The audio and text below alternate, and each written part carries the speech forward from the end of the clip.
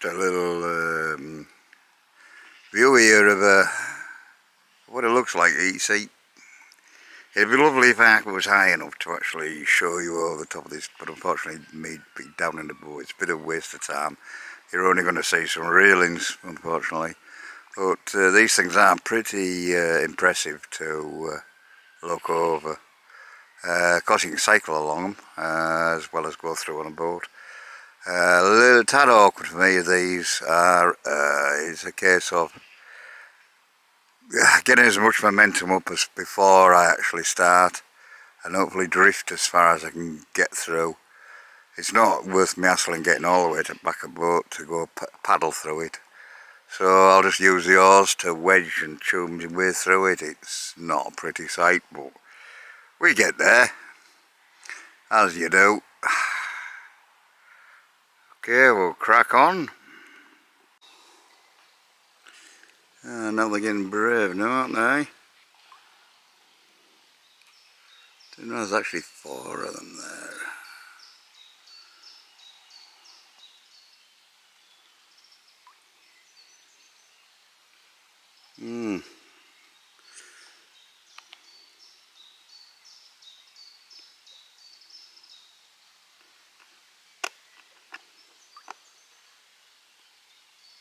Okay, this is the tunnel. It's 600 and some odd metres long, and we just go sneaking through here first thing in the morning. Make sure we all don't open and encounter another boat, and yeah, got up early to try and get through here before anybody else starts using this traffic. Get through, catch the others. Yeah, just to try and explain to you where I am. I'm actually halfway down the Falkirk Wheel. This is one of the boats that's on its way, well I presume, well, it may not be, it may just be going on a round trip and back down again. But I'm in a holding pen halfway down. I've come down the first 2 locks at the top of the canal. I'll swing round, and you'll have to excuse it because it's just on the mobile phone this time, so we'll do the best we can. So there you see that is round to this set of 2 locks you come down. So that's the first 2 out of the way, and I'm in a holding pen now because I'm an unpowered boat. I'm now in a holding pen, and I'll have to wait here probably till 5 o'clock until they'll allow me then to go on the actual Falkirk Wheel to the bottom. I don't know whether I'll be able to take any photographs or not, because it is a bit of a rush around when you're trying to pull on ropes and chew on and everything else, wire gates and everything, at turbulence in the water, and trying to hold this boat in place. Anyway, there we go, halfway. Now then, here we are at the Falkirk Wheel, and I'm just going to switch it straight around and give you all a good view of well, the view I've got through the railings of the Falkirk Wheel. I hope you can see that. Terrific view. You'll have to take it from me probably. There we go, in the Falkland Wheel.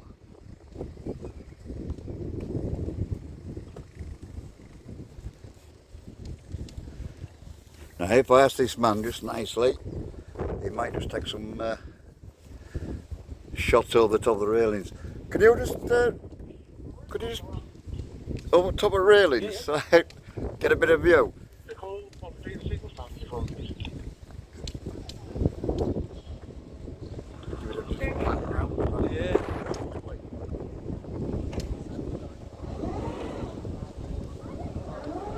It's a cool wee piece of kit you've got here. Sorry? The handheld. Oh yeah, it when it works. just takes that, you know, jerk your movement out. Yeah.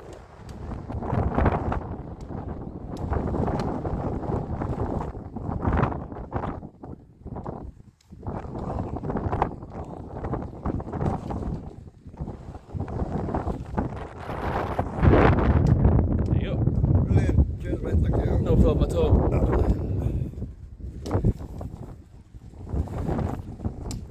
So there we go. I hope you enjoyed that little view of the top of the Falkirk Wheel, and we'll shortly be making our way down.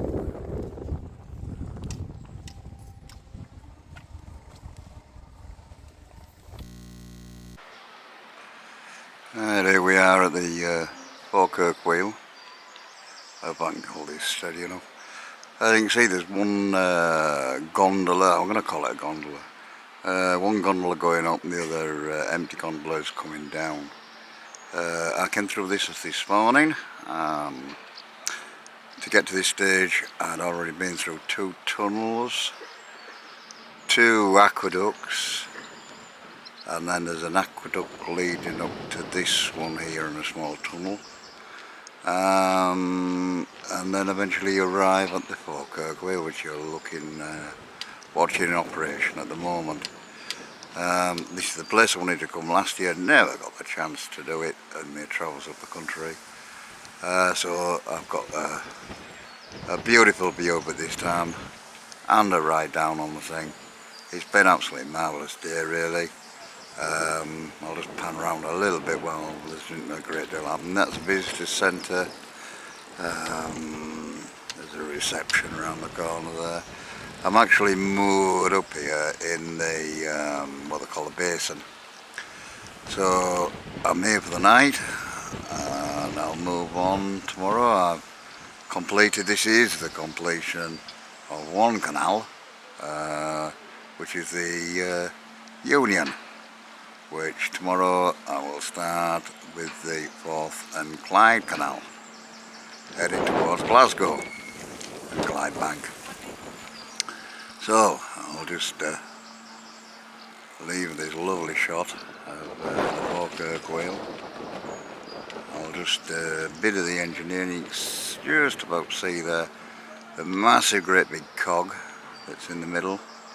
That's making sure that all these, oh, there is 2 boats in there, one on either side, making sure that the actual gondolas stay level with each other, so basically the boats of the water don't spill out. So, you know, what a wonderful piece of engineering. This takes the place of, I believe, about 7 locks they had to get up this bankside, and then there's 2 more at the top of here which I came through, so I suppose that's 9 in total.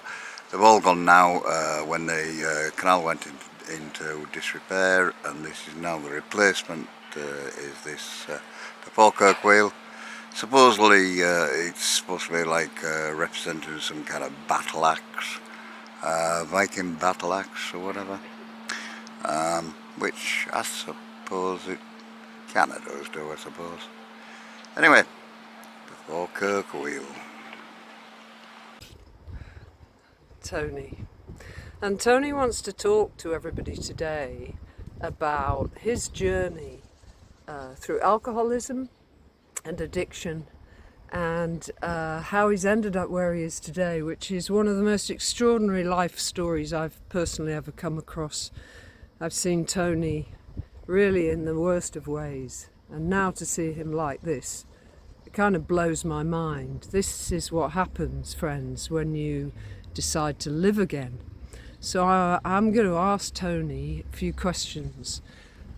So Bash, when do you think that alcoholism started for you? Can you see a root cause that would have made you want to self-medicate like that with alcohol? Was there an emotional thing, or was the damage in your childhood, or what do you think brought it on? I mean, I just personally, I just absolutely love alcohol. Could never get enough. It's definitely hereditary in my family, and I think it was aided by the fact that my parents, they were both in business, both had their own businesses separate to one another, and it was a life for them of their businesses, socialising, with the clients and everything else all our lives.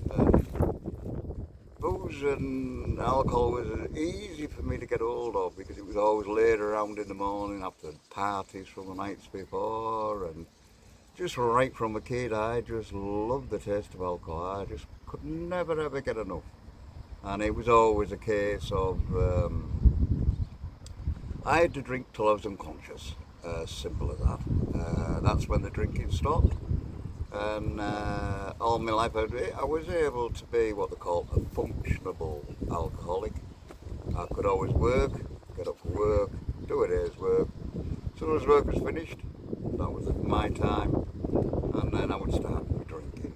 And it would stop when I passed out, and I'd wake up the following morning and do the same again.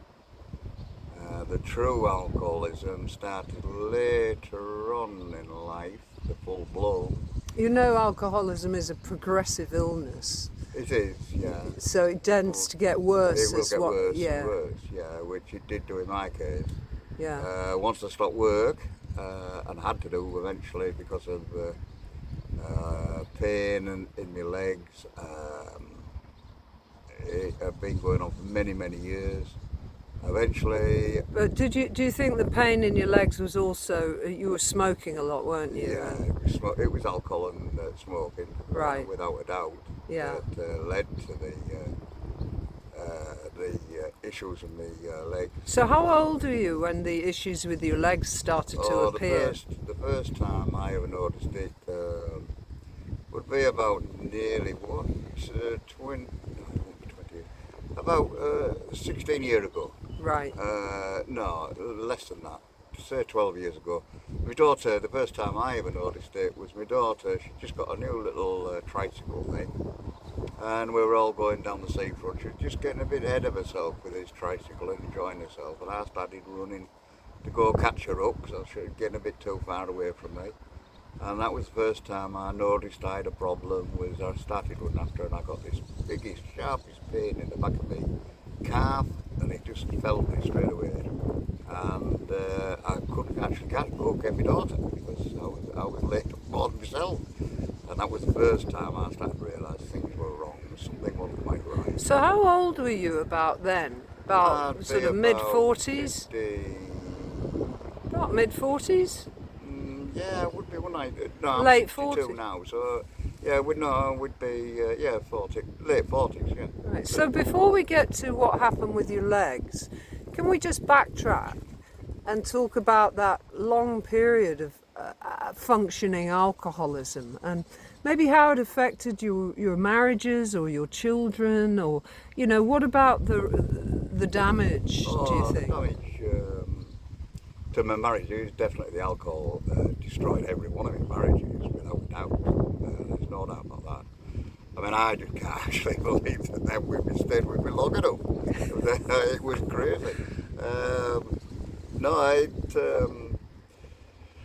I mean, you've got five most... children. You have 5 children, so and I've met a couple of them, and they're absolutely lovely. But I guess there must be some damage there as well.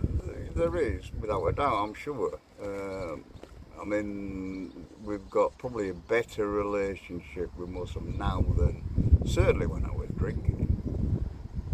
Because my number one priority all through me drinking was getting more drink. That came before anything. As long as I could get the drink, that was good enough for me, and that's all I needed.